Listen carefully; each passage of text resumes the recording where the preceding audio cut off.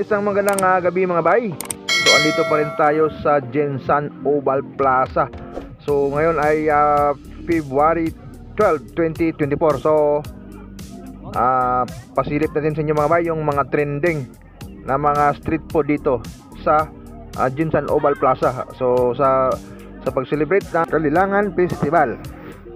Yan, napakadaming tao dito ngayon mga bay. Time check, nasa 7 PM pa po ng gabi.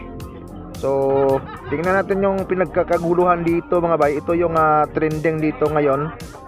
Isa sa mga pinipilahan ng mga tao dito. Yung kung familiar kayo kasi trending daw to sa TikTok. So, yung tanghulo. Yan. Yung iwan ko kung anong bakit nagkaganito yung prutas.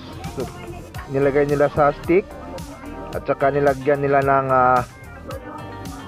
sugar. So may proseso po yan paano mag caramelize ng sugar. So yan yung nakikita nyo. Akala nyo barbecue pero hindi po yan barbecue. Yan yung tanghulo, yung pinipilahan dito. Yan no, nakalagay mayroon siyang baso kasi para hindi daw laglag yung sauce niya. So curious lang po tayo.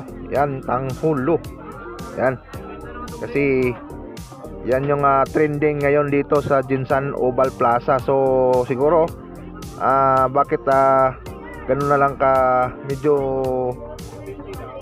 napaka-expensive na presyo. Nasa 70 pesos ata yung isang stick. So yan yung grapes lang, grapes. So meron din silang iba't ibang mixed fruit. So itong ngayon ay makikita natin is yung solid grapes lang po yan. So maraming pwedeng gawin. Maraming kombinasyon ng prutas. Mayroong strawberry, mayroong grapes, at saka mayroong mga orange. Yan. So siguro kahit mahal yung presyuhan ay talagang bibili yung mga tao kasi tawag nito Instagramable. Yan siguro yung reason pa kahit gaano kamahal. So dito sa unahan mga bay, mayroon din trending din dito. Mayroong isang street food o palamig. Para siyang ice cream. So tingnan natin kasi pinipilahan din dito ngayon yung tinatawag nila na Dragon Breath Ice Cream. So ito na dito banda mga bay. Dito pa rin sa Jensan Oval Plaza yan mga bay. Yan no. Ang daming pumipila din dito. So tingnan natin ano yung proseso ng kanilang paninda. So sa pagkakalam natin is ito yung liquid nitrogen. So yan no, para siyang ice cream na nilagay sa cup.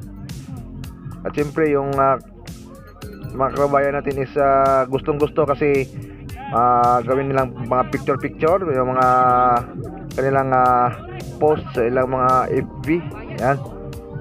Yan siguro yung reason dahil kahit anong kamahal yung bintahan.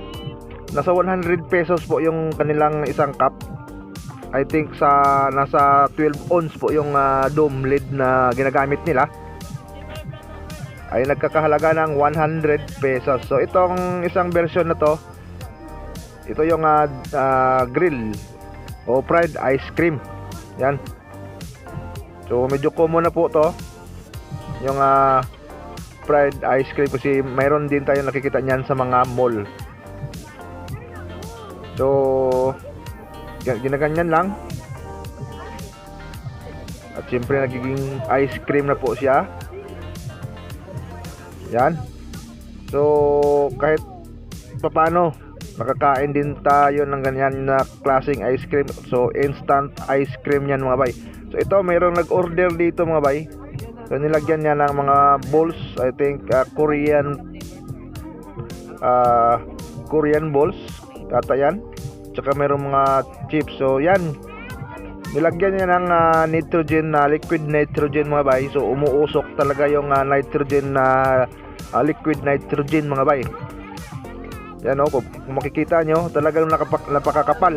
Siguro napakalamig ang kanyang temperature kasi kapag nilagyan mo ng para siyang tubig at saka pag nakalabas na siya o naka mix na po siya sa balls ay lalong umuusok. So nagkaroon ng chemical reaction I think, no? So pwede kayo mag-comment sa baba mga bay kung anong okay ba to, safe ba to kainin kasi parang curious lang po tayo dito ng mga bay, no? Kasi instant ice cream po siya.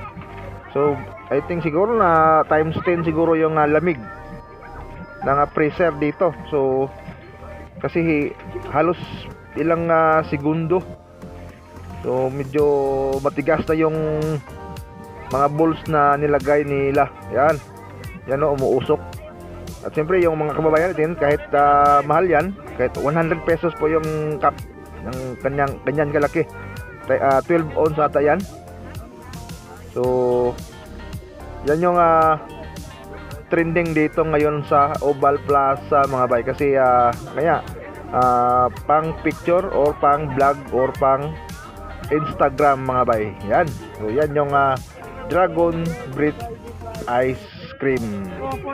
So yan po yung mga trending dito. So yung mga kababayan natin hindi pa nakapunta dito sa Jensen Oval Plaza, punta na kayo. So ngayon yan lang po muna mga bay. Update ko pa kayo sa mga susunod nating mga vlog mga bay.